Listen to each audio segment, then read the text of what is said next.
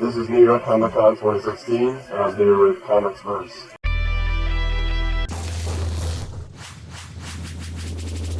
Hi there, this is Travis Zapp for Comicsverse here at New York Comic Con 2016 with Scott Snyder and John Romita Jr. We're talking about All-Star Batman. It's a fantastic read, and if you haven't checked it out yet, you really should. So could you tell us a little bit, we're following Batman and Two-Face on this epic road trip. Could you tell us a little bit about how you developed the concept for the story here? Yeah, sure. I mean, I was finishing up this run with Greg Capullo, and it had been a terrific ride, but the whole thing really had been a conversation about what Gotham means to Batman, how Gotham can create these incredible challenges that represent things that are sort of my fears and my kids' fears and all of that stuff. And I wanted to do something that broadened the whole scope and took me out of my comfort zone and showed Batman in an environment that would both sort of terrify him, but also give him exposure to things he wouldn't see otherwise. Because ultimately, this story, this arc, is largely about Two-Face saying, we're all ugly inside, we're all monsters, and we're at a moment in time when that's only going to get more so. Regardless of your political leanings, people are getting more self-interested, more selfish, more this, and he's like, so it's my time, it's getting worse. And Batman is saying, no, it isn't. And so I felt like it would have sort of an emotional, psychological, and almost conceptual reason for justifying this incredibly insane, zany road trip with monster trucks and chainsaws and ninjas and all of this stuff, because it's about Batman looking around and saying, are we a state, a country of heroes or villains right now, and can he affect that in any way? So that's really where it came from. Excellent. Now, John, there are a lot of characters showing up here. Are there any challenges to representing such a plethora of DC characters and villains here? Oh yeah, on a physical level, just drawing that many more characters and coordinating them, and doing characters I haven't done before. Yeah, naturally. The trick is to make it interesting. We were just talking a few minutes ago about the appearances of superfluous characters, that they're one-offs, they're B-list or C-list villains that happen to be there just to annoy, almost like flies, to both Batman and to one of the other main villains, KG Beast. And there's a moment that Greg played.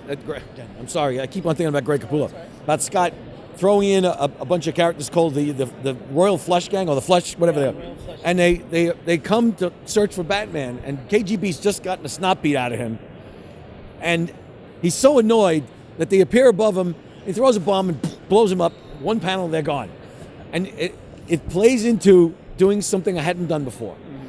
All of these different characters, visually, storytelling-wise, and Scott did this by taking the character of Batman out of Gotham. And what it did was it took me out of a comfort zone and put me into a spot where we were drawing Batman on a dusty road in the middle of nowhere.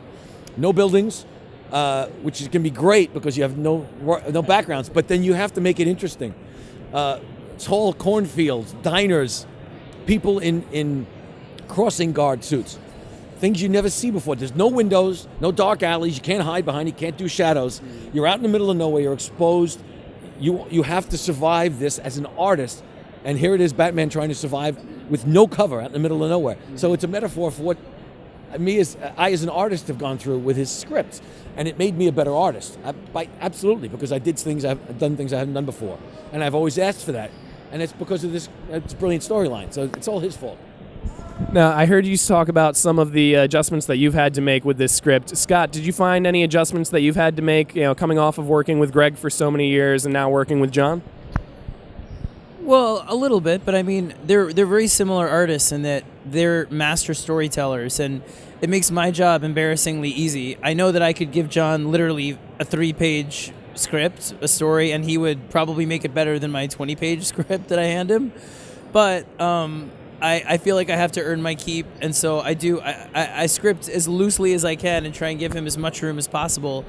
But they're both sort of consummate storytellers visually, and what that does is it really frees me up not to have to worry about sort of explaining anything through dialogue, or as little as I need to, or explaining anything through captions. I can instead use those spaces to build character, to make jokes, to give the book a different sort of flavor.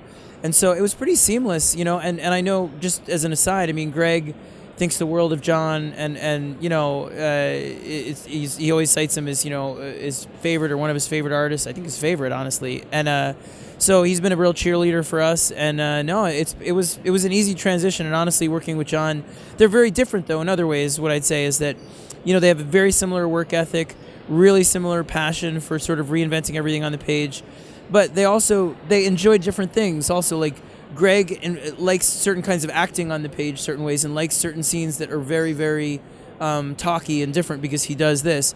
John, I feel like I really love giving him visual challenges that always feel kinetic, and then the quiet moments he does differently than Greg would, where I think it reads different visually. It's a different kind of acting. It's tonal in all kinds of ways too. And it's really fascinating. Above all, I guess they're very similar in the important ways, and the little ways that they're different are just interesting ways that I think challenge me as a writer in ways that are just exciting and fun. So it's a joy, and I'd work with this guy like anywhere, anytime. I was just telling him before the interview, I was like, when are you free next? When are you free next? What can we do? Create our own DC stuff. So it's you know, when you meet somebody that's like a rock star and a legend in the business, and this was the way it was with Greg, but it's exactly the way it is with John, and you're like, this person could spin their wheels and just phone it in, or just do it sort of like normal day, conventional style, just do what they normally do, and it would still be awesome. And instead they go to work and reinvent themselves on the page and bring their A game and really sweat panel to panel and try and make something special. It's so inspiring because he doesn't need to do it. He does it for his love of story, his love of these characters, love of, you know, of storytelling in general, and it really is inspiring day to day. Well, thank you very, very much for your time. I believe that's all the time we've got right now. Pleasure. It's great talking to you. It's great talking with you as well. I appreciate it. Thanks. Once again, I'm Travis for Comicsverse. We've been talking here with Scott Snyder and John Romita Jr., the creative team for Batman All-Star. It's fantastic. Go pick it up. It's a read that you will not regret. It's a really, really awesome roller coaster ride. Thanks again for your time, gentlemen. Thank you.